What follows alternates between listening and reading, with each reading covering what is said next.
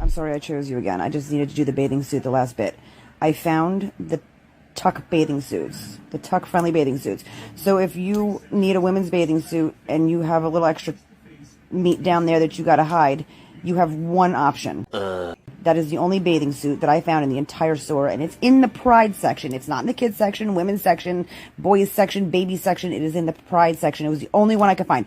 And I did have another adult with me checking all the tags so that I didn't have to stay in the store for 9 hours. It's the only one. Is y'all right upstairs? Well, isn't that sad? It's the only one they could find. But Target is, in fact, stacked up with Pride Progress gear that is geared toward children. They have baby gear that is geared toward gay pride and trans pride. Like, for small babies. For, like, kids who can't talk yet. And Target believes that you won't do anything about it. That's why they're doing it. They believe that they will gain the upside of the left being super enthusiastic about them. And there is no downside because the right will just go silent. The right won't pay any attention to it. And it's not just Target. And it's not just domestically. We'll get to Starbucks in just 1 second. Okay. First, are you a finance professional looking for a better way to maximize productivity and cut wasteful spending? Look no further than Ramp. Boring. Ramp is a corporate card and expense management software designed to help you save time and money. With Ramp, you can issue cards to every employee with limits and restrictions and automate expense reporting so you can stop wasting time at the end of every month. Okay, I'm listening. You have my attention. Ramp's accounting software automatically collects receipts and categorizes your expenses in real time so you don't have to. It saves you tons of time and tons of money. The time you save each month on employee expenses will allow you to close your books 8 times faster. So it saves you a lot of time. Businesses that use Ramp save an average of 3.5% within year one. Ramp is super easy to use. You can get started in less than 15 minutes, whether you have 5 employees or 5,000 employees. Are you sure about that? Right now, you get $250 when you join Ramp. Just go to ramp.com/Shapiro. That's ramp.com/Shapiro. Cards issued by Sutton Bank and Celtic Bank. Members, FDIC. Terms and conditions apply. We don't do that here. Go check them out. Ramp.com/Shapiro. That's ramp.com/Shapiro. And you get $250 when you join Ramp. Okay, so it is not just Target. It's also apparently Starbucks. And it's Starbucks internationally. So Starbucks has now put out an ad for India. Now, India, as you may know, is a pretty socially conservative country. When I say that the chief export of the United States is now wokeness, I mean it. It is now wokeness because it's embedded in all of our corporate product. We do not care. Starbucks is present nearly every place on the globe, and they feel the necessity to lecture people of India about why boys can be girls and girls can be boys, and parents need to be tolerant and accepting of their boy pretending that he's a girl. So here's an ad from Starbucks directed at the Indian market. By the way, this actually has not just ramifications for the domestic morality of the United States, of course. It also has ramifications for our foreign policy. You know what is one thing that people across the world are not interested in? The importation of this sort of crap. They're just not interested in it. I remember I was speaking, actually, is an interesting conversation. I was speaking with a very high-ranking member of the Pakistani foreign policy establishment at one point. And this person and I were talking, and one of the things this person was saying is, listen, we have some commonalities of interest with the United States. There are areas of crossover, but there's one thing we are not interested in whatsoever, and that is your social morality. We think that your social morality is garbage. Fact. We think that you are attempting to corrupt our children. We think that you are attempting to import your libertinism and gender confusion into our country. And so we don't want any part of that. So if your offer is blue jeans, but also transness, not interested. Boy. We'll make our own jeans. We'll import it from somewhere else. But that is not just, members of the Pakistani foreign policy establishment. That's pretty much everywhere. It turns out there's a very small slice of the human population, and it's a weird slice of the human population that is very into this stuff and now wishes to proselytize on its behalf. But if you wish to, it makes it harder for us to form alliances with countries based on commonality of interest. Because what they say is, if we let you in the front door, we're very concerned with what you are going to bring in with you. Again, the export in 1950s America, 1940s America, 1930s America, the export was, we're going to bring American military power, we're going to establish your freedom, and we are not going to threaten your baseline level of morality. Wow. Because, you know what we still believe in? We still believe in, like, monogamous, nuclear families. Like, the things that are the most threatening are, like, rock and roll. That was, like, the big threat in the 1950s and 60s. We might bring rock and roll to your shores, and that was going to corrupt the youth. Now, the big threat is we might come in and tell your son that he should cut off his penis. What is he doing? He's beginning to believe. Well, that's a pretty big threat, as it turns out. So it actually has ramifications for how we do foreign policy, because who wants to ally with a country that says the condition of us allying with you, Saudi Arabia, the condition of us making an alliance with you, Hungary, the condition of us forming a more solid relationship with you, India, is that you fly the Pride Progress flag and also pretend that your son is a daughter. Here's the Starbucks India commercial. That doesn't make sense.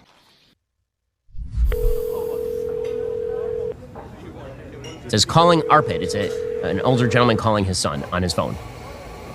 And the mom is looking at him skeptically.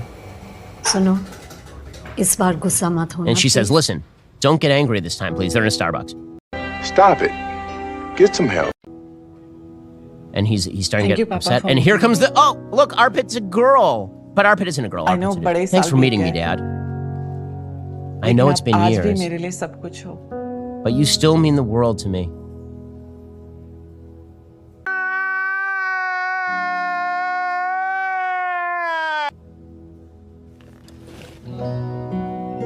Oh, Dad's going to give a warm hug to his coffee. Oh, they're going to get coffee together.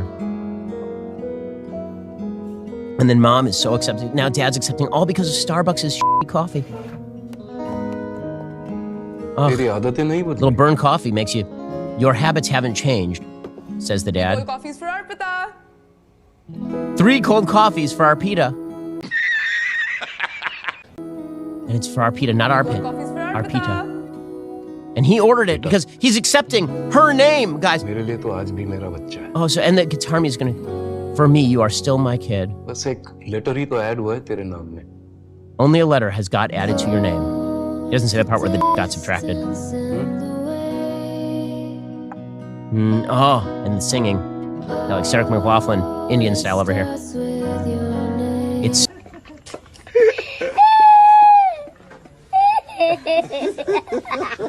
starts with Arpita. Hashtag it starts with your name. So Starbucks is now exporting the transness to India. I'm gonna come. Okay, so again, all of this relies, as I said before, on 2 things. Unity of corporate wokeness and your apathy.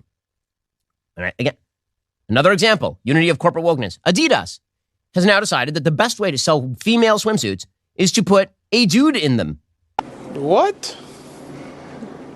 Bro, what are you talking about, man? Yes, ladies. But I will never understand how women are not more insulted by this than men are.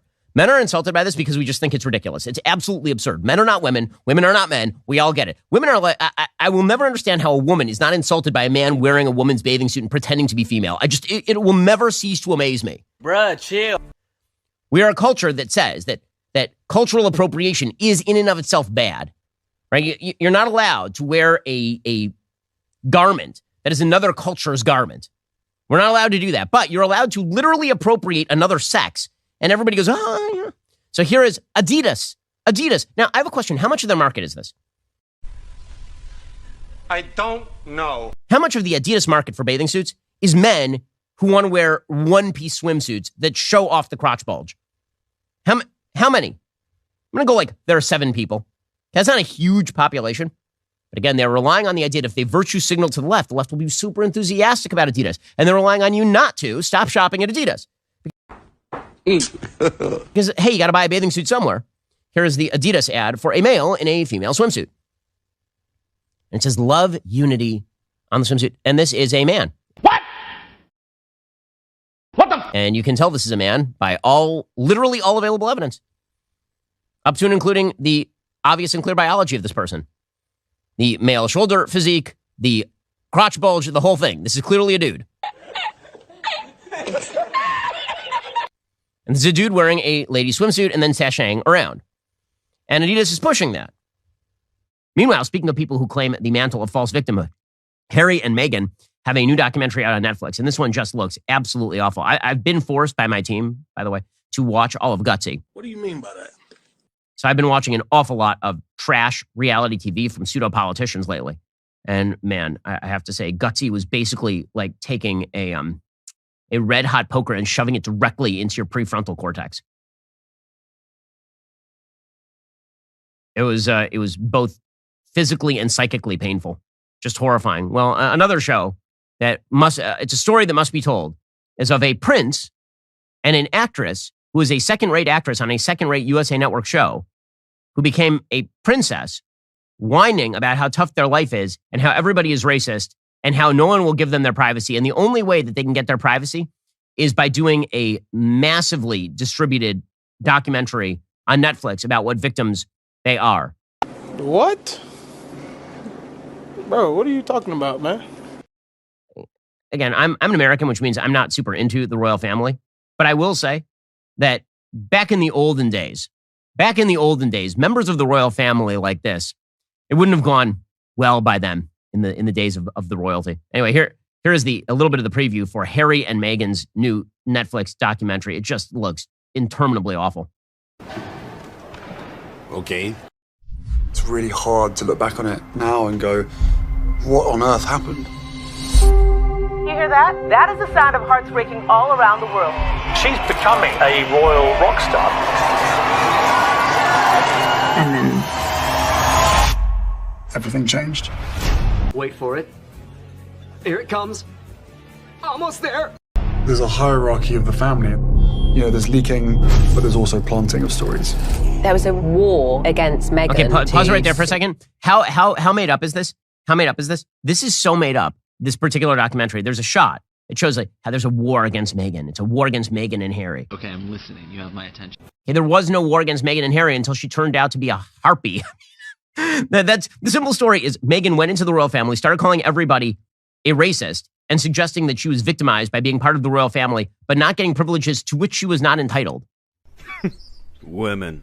That is the actual story. And then putting out rumors that high-ranking members of the royal family had said awful racist things to her. She said this on Oprah, right? She said that people were asking her about what skin color her child would be.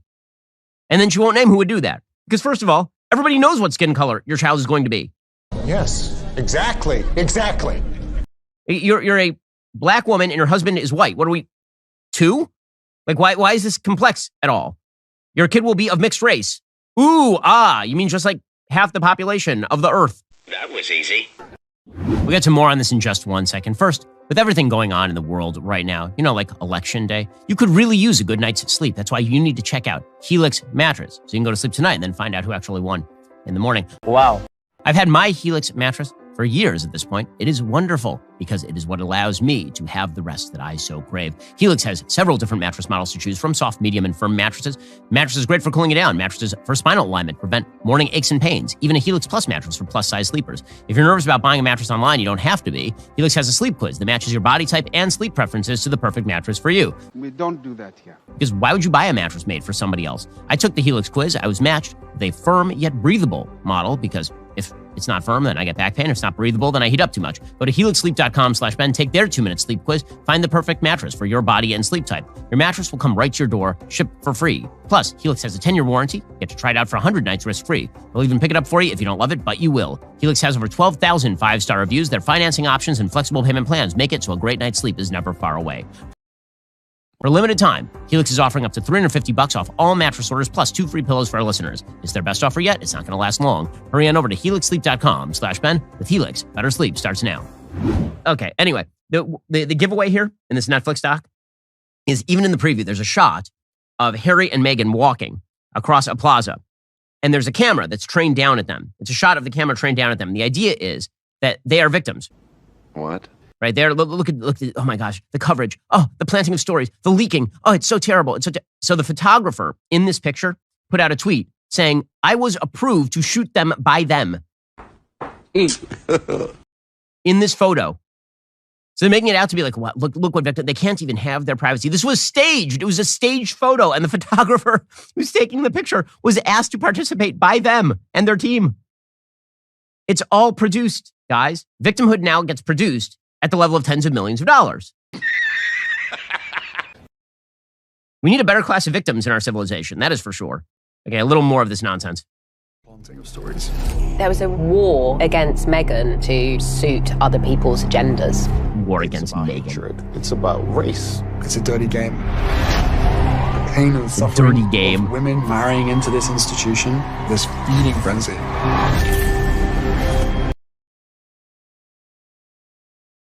realized... Okay, I'm sorry. Stop it there. So first of all, they're trying to liken her to Princess Diana. Okay, the Princess Diana story is really kind of sordid and screwed up. Princess Diana marries Prince Charles. She's very young. I believe he's in his early 30s. She was like 19, and they were fixed up and they were put together. He was already in love with Camilla, and their marriage didn't work from the start. She was cheating on him. He was cheating on her. It is what it is. It is what it is. And it was a mess. It was a mess of a marriage. And Princess Di was a person who really, really loved cameras as well. This was not a person who was camera shy. She went on international television and talked about her husband's affairs and all the rest of it, and really disgraced the royal family in that way. How? How did they think that was okay to even put it in the game? And then sort of spun off the rails. It's a terrible story. I mean, you feel bad for her. You feel bad for Charles to a certain extent. But is Meghan like that? Like, and this notion that she is some sort, she married into she became a princess. She's a princess. Bruh, chill. I have a 2.5-year-old daughter. She likes to pretend that she's a princess. And we have to remind her that there are very few princesses left on planet Earth. This is one of the actual princesses. And she's bitching and moaning about it, along with her pathetic husband.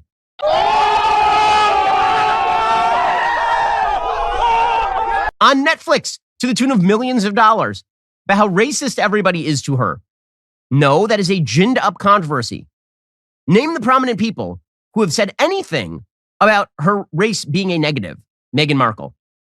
It's just that they played into the woke narrative so that they could rip on a historic institution. And they know that that gains all sorts of money and eyeballs. Boring. Again, living off their name. It really is kind of like, how about this? How about you go out and you work for a living? Like actually work for a living. Harry at least served in the military, so he did something. But she was like an actress that nobody knew, and she wasn't really making her way in Hollywood other than this sort of secondary role on a bad TV show. Damn! And then she's a princess. And now you're making oodles of money off of being the fake Diana? Truly? And it says something about our culture that we sort of want to cheer this. There are a bunch of people out there who are like, it is true. She is such a victim. I mean, she does live in like a $15 million mansion in Beverly Hills paid for by money that is not her own. But, you know, that's really like she didn't earn that money on Suits, man. So that was a lie. But there she is with her podcast and her what a victim she is. What an absolute what a horror show. Western civilization is so racially biased, so sexist. They're never going to protect you. Ay. Come on now, dog. Protect you.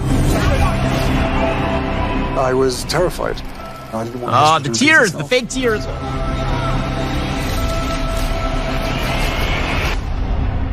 No one knows the full truth. We know the full truth. Okay, I'm listening. You have my attention. No, we all know the full truth, dude. We all know the full truth. And that full truth is that you're kind of a sad person. And that you're, at the very least, your wife seems a little bit hungry for camera exposure. Really, nigga? That is, these people, they're like, I want my privacy. Where are the cameras? I'm going to say into this camera, and to this camera, and to this camera, how much I want my privacy. I need my privacy. I need it. Oh, celebrity culture. Alrighty, guys, the rest of the show is continuing now. You're not going to want to miss it. We'll be joined by Prime Minister of Israel, Benjamin Netanyahu. If you're not a member, click the link in the description and join us. Boring.